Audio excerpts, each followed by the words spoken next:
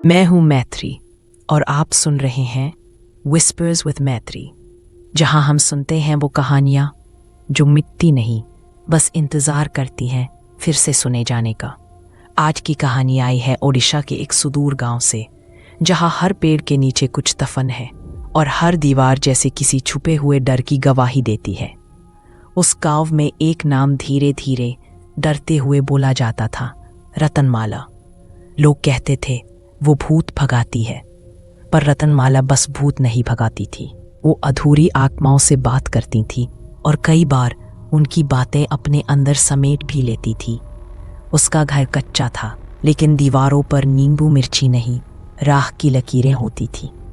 हर सुबह उसके आंगन में कोई नया परिवार बैठा होता, कोई जिसकी बहन आधी रात को आईने से बातें करने लगी थी, कोई जिसका बेटा नींद में चलते चलते बाहर निकल जाता था, और कोई जिसकी माँ हर रोज दीवार पर लाल धागे से कुछ खींचती थी। रतनमाला सबकी सुनती थी, पर उसकी अपनी बात कभी किसी ने नहीं पूछी, क्योंकि वो सिर्फ ओझा नहीं थी, वो एक माँ थी। और ये कहानी शुरू होती है उसी माँ और उसके बेटे से, जिसका नाम था भुट्टू। गांव के उस छोर पर, जहां पगडंडियां सूनी पड़ जाती हैं और पेड़ भी रात के वक्त ज्यादा हिलते हैं, वहां उस दिन कुछ बदल गया था। वो औरत गीता, जिसे लोग अब तक पूजा पाठ वाली शांति की देवी मानते थे, अचानक एक अजनबी में बदल गई। उसके चेहरे पर पहले कोई शिकन नहीं थी, अब माथे की नसें उभर आई थी। उसकी आंखों में चमक नहीं, खालीपन था। होठ हिल रहे थे, लेकिन उनमें कोई भाषा नहीं थी। एक अनजानी सी बड़बड़ाहट, जैसे कोई छाया अपने शब्दों को जुबान पर चढ़ा रही हो। और तभी एक लड़का करीब 20-22 साल का, पगला सा गांव के बीचों बीच भागता आया। माँ कुछ बोल नहीं रही, लेकिन कुछ है जो उसके अंदर बोल रहा है। उसकी आवाज कांप रही थी। गांव वाले समझ गए। रत्नमाला का घर गांव से थोड़ा हटकर था, जहां कभी हवा बंद हो जाती थी और कभी बिना वजह खिड़की खुल जाती थी। जब लोग उस औरत को लेकर पहुंचे, रत्नमाला पहले से बाहर खड़ी थी। उसने बस एक बात कही, अंदर मत लाओ, उसे वहीं छोड़ दो जहां जमीन सच बोलती है। वो सब उसे आंगन में ले आए। रत्नमाला ने एक पुरानी जंजीर निकाली, उसमें राख, नींबू और बाल बंधे थे। मिट्टी पर भस्म से एक गोल घेरा बनाया गया। रत्नमाला ने चुपचाप एक लकड़ी की चौकी पर बैठकर आंखें बंद की और फिर धीरे से बोली, तेरा नाम क्या है? कोई जवाब नहीं। वो उठी, औरत के उलझे बालों को एक झटके से पकड़ा। एक खामोशी, और फिर आंखें पलट गईं और उस औरत के मुंह से एक गूंजती हुई आवाज निकली, सविता। वो नाम हवा में तैर गया। सबकी सांसें भीतर अटक गई थीं और रत्नमाला की आंखें अब गहराई में उतर चुकी थीं। उसने धीमे स्वर में पूछा, तू इस औरत के शरीर में क्यों घुसी? औरत की गर्दन झटके से घूमी, पर आवाज उसकी नहीं थी। ये मेरे रास्ते में आ गई थी। आत्मा बोली, मैं किसी को नहीं छोड़ती जो मेरे रास्ते में आता है। जो मेरे रास्ते में आएगा, मैं उसमें समा जाऊंगी। उसकी आवाज जहरीले धुएं जैसी थी, फैलती, लिपटती और जलाती। रत्नमाला ने सिर्फ इतना कहा, झूठी है तो। इतना सुनते ही आत्मा चीखी, मैं झूठ नहीं बोलती, मैं कहीं भी समा सकती हूँ, किसी में भी। औरत की आंखें अब बिल्कुल सफेद हो चुकी थी, लेकिन रत्नमाला ने जैसे उसकी बात सुनी ही नहीं। उसने बगल से एक पत्तों से ढकी थाली निकाली और सबके सामने रखी। थाली में एक मरी हुई मछली थी। उसकी आंखें जमी हुई और शरीर काला पड़ चुका था। रत्नमाला ने आत्मा की ओर देखा और फुसफुसाई, अगर तुझ में सच में इतनी ताकत है तो इस मरी हुई मछली में समा जा। कुछ सेकंड तक सब शांत रहा। फिर आत्मा हंसी, एक ठंडी छिलती हुई हंसी। ठीक है, वो बोली, और तभी उस औरत का शरीर झटका खाकर पीछे गिरा और मछली जो थाली में पड़ी थी अचानक फड़फड़ाने लगी। उसके शरीर में जैसे कोई लहर दौड़ गई हो। उसकी पूंछ जमीन से टकरा रही थी। उसकी आंखें अब सफ़ेद नहीं सुर्ख हो रही थी, जैसे वो अब सिर्फ मछली नहीं रही। और तब रत्नमाला ने कुछ सोचे बिना एक लोहे का चाकू उठाया। एक ही झटके में उसने मछली के 2 टुकड़े कर दिए। मछली की चीख नहीं, लेकिन एक और चीख पूरे आंगन में गूंजी। मानव नहीं मगर मनुष्य की जैसी। वो आवाज़ औरत की भी नहीं थी, हवा की भी नहीं, लेकिन सबने सुनी। और फिर सन्नाटा। काले घेरे के बीच सिर्फ रत्नमाला खड़ी थी और बाकी सब जमीन पर झुके, अपनी छाती पर हाथ रखे। वो औरत जोर से हिली, फिर अचानक उसकी पलकें भारी होकर गिर गईं। शरीर ढीला पड़ गया, सन्नाटा फैल गया और रत्नमाला ने चुपचाप अपनी आंखें बंद कर लीं। कुछ देर बाद जब औरत को होश आया, उसकी आंखों में वही पुरानी मासूमियत लौट आई थी, जैसे अंदर की कोई साया अब जा चुकी हो। उसका बेटा दौड़ता हुआ माँ से लिपट गया, रोते हुए कहता रहा, माँ माँ। वो उसे पहचान गई थी।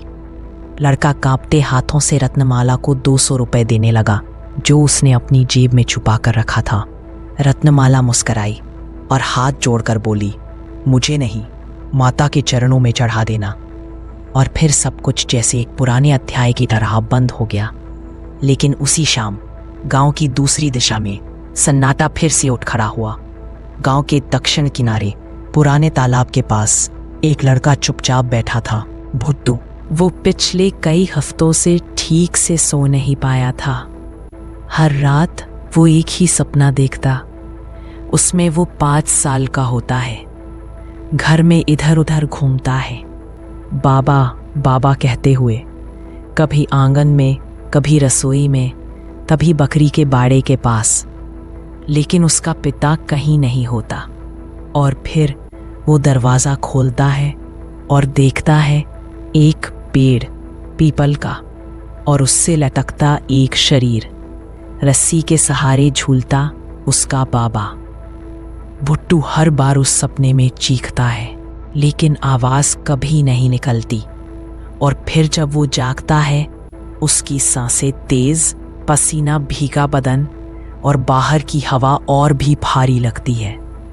उस शाम तालाब के किनारे बैठा भुट्टू बस यही सोच रहा था।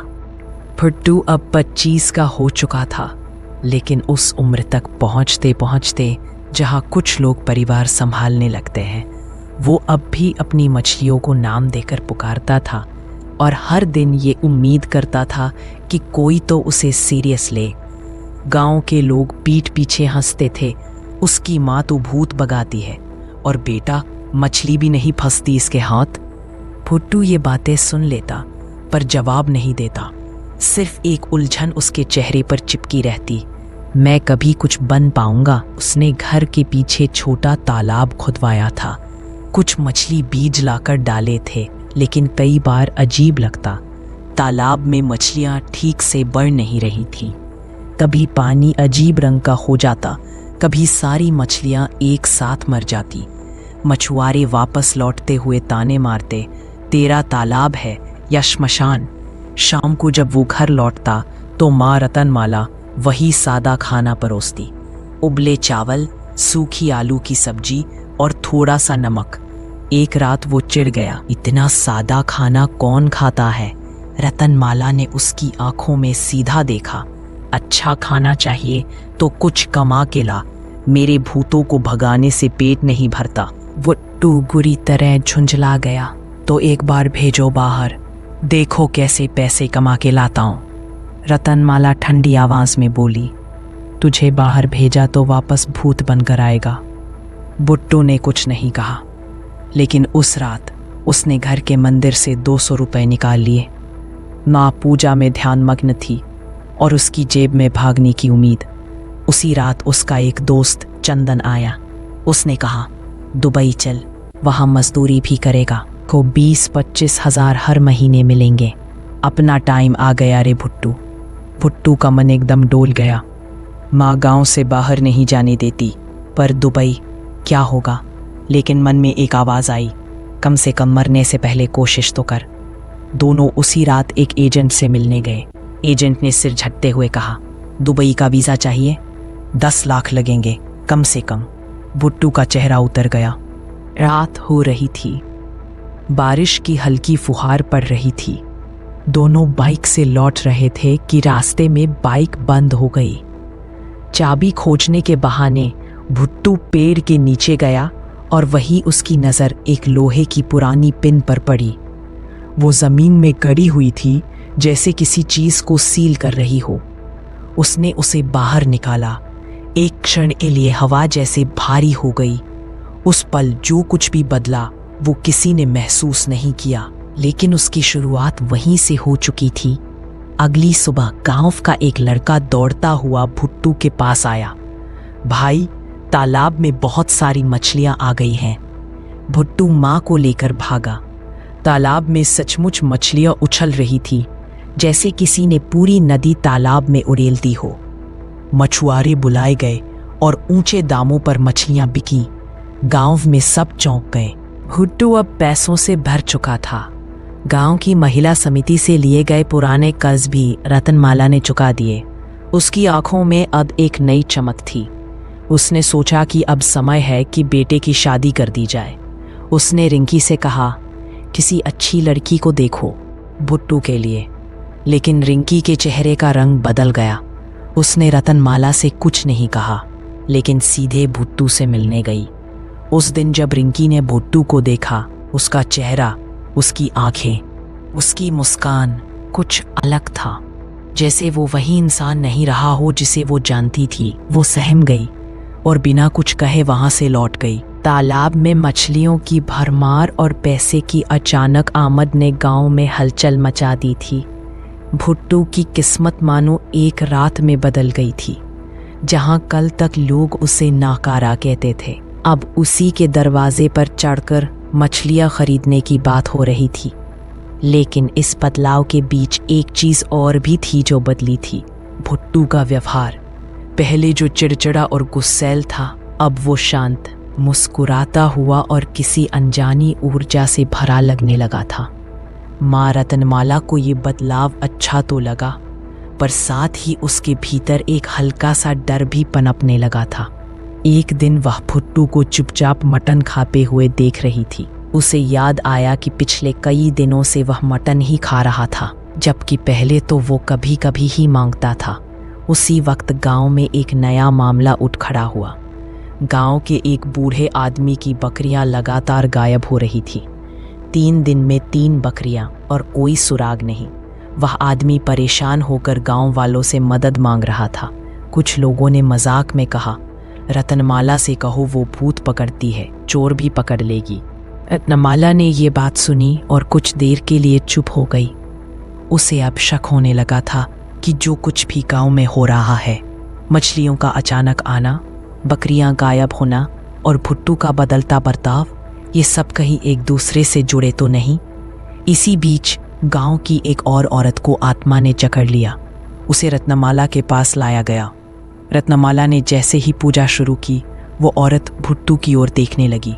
उसकी आंखों में डर नहीं था, बल्कि एक अजीब आकर्षण और चेतावनी थी। उसने रत्नमाला की ओर देखते हुए कहा, वो तेरी बेटी को लेकर जाएगा। यह बात सुनकर रत्नमाला सन्न रह गई।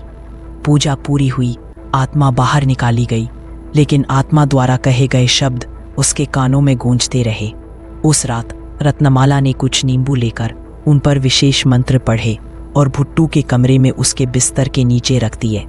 भुट्टू जब रात में घर लौटा तो उसकी नज़र उन नींबुओं पर पड़ी। वह कुछ पल उन्हें घूरता रहा और फिर सीधा माँ की ओर देखकर बोला, तुम्हें अब पता चल गया है ना? उसकी आवाज़ में वो पुराना भुट्टू नहीं था। वहाँ अब कोई और था जो माँ को धमकी दे रहा था। अगर तू चुप नहीं रही तो तेरा बेटा मर जाएगा, रतनमाला ने कांपती आवाज़ में कहा। जो भी तू है, कृपा करके मेरे बेटे को छोड़ दे, वो मासूम है। लेकिन जवाब मिला, अब बहुत देर हो चुकी है, मैं उसे छोड़कर नहीं जाऊंगा। रतनमाला के लिए ये सबसे बड़ी परीक्षा थी। उसे समझ नहीं आ रहा था कि जिस आत्मा से वो लड़ रही है वह कितनी शक्तिशाली है। उसके हाथ कांप रहे थे, लेकिन उसका मन डटा हुआ था। वह जानती थी कि इस बार उसे सिर्फ किसी और की जान नहीं, बल्कि अपने बेटे की आत्मा बचानी है। इसी उलझन के बीच रतनमाला को एक पुराना राज याद आया। वो दिन जब भुट्टू 5 साल का था और उसका पिता उसे किसी बाबा के पास बलि के लिए ले जाने की योजना बना रहा था, क्योंकि बाबा ने वादा किया था कि अगर वह अपने बेटे की बलि दे तो उसे बहुत पैसा मिलेगा। लेकिन रतनमाला ने ये योजना समय रहते जान ली और तब उसने खुद अपने पति को मार डाला। ये बात गांव वालों को कभी नहीं पता चली। सबको बताया गया कि उसके पति ने आत्महत्या कर ली। रतनमाला का ये कदम उसकी ममता का प्रमाण था। वो अपने बेटे की जान के लिए किसी भी हद तक जा सकती थी। अपने पति को मारना, आत्माओं से लड़ना या खुद मर जाना। अब वो जानती थी कि भुट्टू के अंदर जो आत्मा घुसी है वो सामान्य नहीं है। उसे कोई विशेष मदद की जरूरत थी। उसने एक पुराने परिचित ली नामक ओझा से संपर्क करने की कोशिश की, लेकिन कई बार कॉल करने पर भी जवाब नहीं मिला।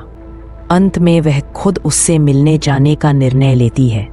घर से निकलते समय वह भुट्टू के सबसे करीबी दोस्त को कहती है, मैं कुछ समय के लिए जा रही हूँ। जब तक मैं लौटूं भुट्टू पर नजर रखना, लेकिन खुद भी सावधान रहना। उधर भुट्टू अब पूरी तरह आत्मा के नियंत्रण में आ चुका था। उसने रिंकी को बुलाया और जैसे ही वो आई उसने उसे जबरन चूमने की कोशिश की। रिंकी घबरा गई और गुस्से में वहां से चली गई। लेकिन भुट्टू को अब फर्क नहीं पड़ता था। वह किसी और की दुनिया में था, एक ऐसी दुनिया जहां उसकी इच्छाओं पर उसका कोई बस नहीं था। रिंकी अपने घर लौटती है, लेकिन उसके भीतर भी हलचल थी। एक ओर उसे भुट्टू से प्यार था, दूसरी ओर वह अब डरने लगी थी कि जो शख्स अब उसके करीब आ रहा है वो भुट्टू नहीं, कोई और है। एक आत्मा जो न सिर्फ शरीर पर बल्कि भावनाओं पर भी काबू पा चुकी थी। उधर गांव में और एक नई मुसीबत खड़ी हो गई थी। जंगल के पास एक लाश मिली थी। उसकी हालत इतनी बुरी थी कि पहचानना मुश्किल हो रहा था, लेकिन कुछ लोगों ने उसे गांव के ही एक लड़के के रूप में पहचाना। वही लड़का जिसने कुछ दिन पहले भुट्टू को जंगल में बकरियां खाते देखा था।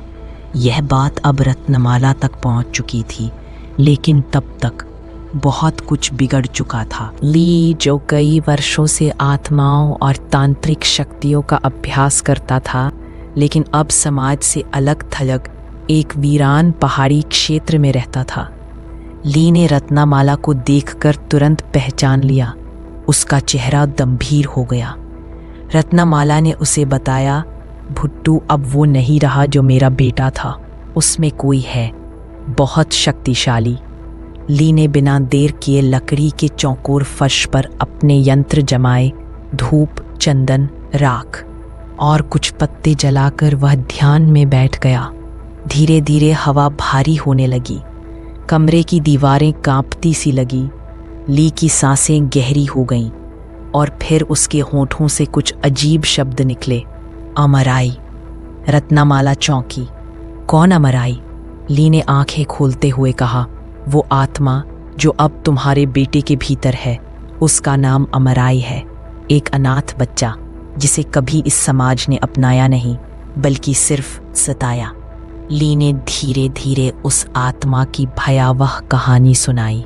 अमराई एक ऐसा बच्चा था जो बचपन से ही भूखा रहा। उसे कोई खाना नहीं देता था। जब वह बहुत भूखा होता तो जंगल से बकरियां पकड़कर खा लेता। धीरे धीरे वह डरावना बनता गया, लेकिन जब वह बड़ा हुआ तो उसे एक लड़की से प्यार हो गया। यह शायद उसकी जिंदगी का पहला और इकलौता उजाला था। लेकिन एक दिन गांव वालों ने देखा वो लड़की मरी पड़ी थी और उसके पास अमराई था। लोगों को लगा उसने उसे मार डाला, पर सच्चाई यह थी कि लड़की के पिता को उनके रिश्ते से एतराज था। उसी ने अपनी बेटी की हत्या की और दोष अमराई पर डाल दिया। गांव वालों ने अमराई को पीट पीट कर मार डाला। एक बड़े पेड़ पर उसे उल्टा लटकाया गया और लोहे की नुकीली कीलें उसके शरीर में ठोक दी गईं ताकि उसकी आत्मा कभी मुक्त ना हो। रत्नमाला का चेहरा स्याह हो गया, उसकी रग रग कांपने लगी। तब उसे याद आया उस रात जब भुट्टू अपने दोस्त के साथ बाइक से लौट रहा था तो उसने रास्ते में जमीन से एक नुकीली चीज निकाली थी। वही कील, वही अमराई की कैद। रत्नमाला को अब पूरा यकीन था अमराई की आत्मा उसी पल उसके बेटे के भीतर समा गई थी। अमराई पर बलात्कार और हत्या का झूठा आरोप लगाया गया था। गांव वालों ने बिना पूछे समझे उसे उसी पेड़ से बांध दिया जिसके नीचे भुट्टू को वो पिन मिली थी। उसे पीटा गया, उसकी जीभ काट दी गई और आखिर में उसकी छाती में एक लोहे की पिन ठोक दी गई ताकि वो दोबारा इस दुनिया में न लौट सके। लेकिन आत्मा कभी नहीं मरती। सालों बाद उसी पिन को भुट्टू ने निकाल दिया और उसी क्षण अमराई की आत्मा आजाद हो गई और भुट्टू के शरीर में समा गई। ली रत्नमाला से कहता है, ये आत्मा साधारण नहीं है, ये भूखी है, बदले की प्यास से जल रही है, इसे हटाना आसान नहीं होगा। रत्नमाला फौरन लौटती है गांव। उधर भुट्टू अब रिंकी को शादी के लिए प्रपोज करता है। रिंकी भी थोड़ी हिचकिचाहट के बाद मान जाती है, लेकिन जब वो अपने पिता को ये बात बताती है तो वो गुस्से से आग बबूला हो जाते हैं। भुट्टू फिर से उसी आत्मिक क्रोध में भर घर से निकलता है और अब प्लान बनाता है कि रिंकी को लेकर भाग जाएगा। वो रिंकी को कहता है, हम दोनों भागते हैं इस गांव से दूर। रिंकी थोड़ी असमंजस में होती है लेकिन मान जाती है। उधर ली पूजा तेज कर देता है। जैसे जैसे मंत्रों की गूंज बढ़ती है, अमराई की आत्मा भुट्टू के अंदर तड़पने लगती है। भुट्टू या अब कहें अमराई रिंकी के साथ भागते हुए बीच जंगल में अचानक लड़खड़ाने लगता है। उसकी चाल, आवाज और आंखें बदलने लगती हैं और रिंकी को पहली बार महसूस होता है ये भुट्टू नहीं है, ये कोई और है। रिंकी डर कर भागती है और अपने घर में छिप जाती है, लेकिन अब अमराई की आत्मा पीछे हटने को तैयार नहीं थी। उसने वर्षों बाद किसी इंसान से प्यार महसूस किया था और वो थी रिंकी। उसने ठान लिया था चाहे कुछ भी हो वो रिंकी को लेकर ही जाएगा। अमराई अब रिंकी के पीछे पागल हो चुका था। वो सिर्फ उसकी आत्मा में नहीं, उसकी हर सांस में समा जाना चाहता था। रिंकी के लिए ये सब किसी भयानक बुरे सपने जैसा था। उसने जिस भुट्टू से प्यार किया था अब वो उसका नहीं रहा। वो दरवाज़ा बंद करके अंदर छिप गई थी, लेकिन बाहर खड़ा वो कुछ दरवाजे पर सिर पटकता रहा, उसे बुलाता रहा। उसकी आवाज़ में भुट्टू की मासूमियत नहीं बल्कि एक भूखी आत्मा की तड़प थी। इसी बीच रत्नमाला और ली गांव पहुंच जाते हैं। ली तुरंत समझ जाता है कि आत्मा अब रिंकी को नहीं छोड़ेगी। वो तुरंत घर के बाहर पूजा शुरू करता है। वहीं रत्नमाला अंदर जाती है। वो आत्मा से बात करती है, उसे समझाने की कोशिश करती है। तू अमराई है, मैं जानती हूँ, तू भी इंसान था, तुझे भी दुख हुआ था, तुझसे भी नाइंसाफी हुई थी, लेकिन अब रुक जा, ये दुनिया तेरी नहीं रही। अमराई अब तक खामोश था, लेकिन उसकी आंखों से आंसू बहने लगते हैं। वो रत्नमाला को देखता है। पहली बार कोई औरत उससे दया से बात कर रही थी, लेकिन जैसे ही वो कमजोर पड़ता है उसका अंदर का गुस्सा फिर से भड़क उठता है। मेरे साथ न्याय नहीं हुआ था, मैंने किसी को नहीं मारा था, उन्होंने मुझे मारा, मेरी जिंदगी छीन ली, मेरी मोहब्बत भी। वो रिंकी का हाथ पकड़ लेता है और उसे लेकर भागने लगता है, लेकिन तभी रिंकी उसकी आंखों में देखती है और बोलती है, तू भुट्टू नहीं है, लेकिन तू अमराई भी नहीं है, तू अब सिर्फ बदला है और मैं बदले से प्यार नहीं कर सकती। ये सुनकर अमराई थम जाता है। वो समझ जाता है कि प्यार मिलता नहीं है, छीना नहीं जा सकता। रिंकी को छोड़ देता है। उसी पल गांव के कुछ लोग आते हैं और अमराई को पकड़ लेते हैं, क्योंकि अब वह भुट्टू के शरीर में था। लोग उसे लाठी डंडों से पीटने लगते हैं, लेकिन तभी रत्नमाला चीखती है, रुको, ये भुट्टू है, इसके अंदर आत्मा है, इसे मत मारो। गांव वाले रुक जाते हैं, लेकिन अमराई की आत्मा पूरे गांव से बदला लेना चाहती थी। ली जो अब तक मंत्र कर रहा था, उसे याद आता है भुट्टू के दोस्त के पास वो पिन है जो पेड़ से निकाली गई थी, वही पिन जो अमराई के दिल में ठोकी गई थी। वो दोस्त दौड़ता हुआ आता है और पिन रत्नमाला को देता है। रत्नमाला कांपते हाथों से पिन लेकर भुट्टू के पास जाती है। मुझे माफ कर देना बेटा, कहते हुए वह पिन भुट्टू के पैर में चुभा देती है और तभी सब कुछ रुक जाता है। भुट्टू जमीन पर गिरता है, उसकी आंखें पलटती हैं और अमराई की आत्मा चीखती है, जलती है और शरीर छोड़कर बाहर निकल जाती है। ली तुरंत पूजा पूरी करता है और आत्मा को विदा करने के लिए आखिरी मंत्र पढ़ता है। अमराई की आत्मा हवाओं में बिखर जाती है, लेकिन जाते जाते एक मुस्कान छोड़ जाती है, अधूरी मगर शांत। भुट्टू अब आजाद था। कुछ हफ्तों बाद भुट्टू दुबई जाने की तैयारी करता है, लेकिन उसके दिल में एक खालीपन है। वो रिंकी से मिलने जाता है, माफी मांगता है और कहता है कि वापस लौटकर वो उससे शादी की बात करेगा। लेकिन रिंकी का चेहरा नर्म होते हुए भी ठंडा था। वो धीरे से कहती है, अब यहाँ कुछ नहीं बचा भुट्टू, जो कुछ था वो सब चला गया। भुट्टू बिना कुछ कहे वहां से चला जाता है। वो जानता था अमराई सिर्फ उसके शरीर में नहीं था, वो अब रिंकी की यादों में भी हमेशा रहेगा। लेकिन कहानी यहीं खत्म नहीं होती। रात को रत्नमाला घर में अकेली होती है। वो रसोई में मटन बनाती है और जैसे ही पहला निवाला मुंह में डालती है, वो मुस्कराती है। पर वो मुस्कान रत्नमाला की नहीं थी, वो वही मुस्कान थी जो अमराई दिया करता था। मैं हूँ मैत्री और आप सुन रहे थे विस्पर्स विद मैत्री।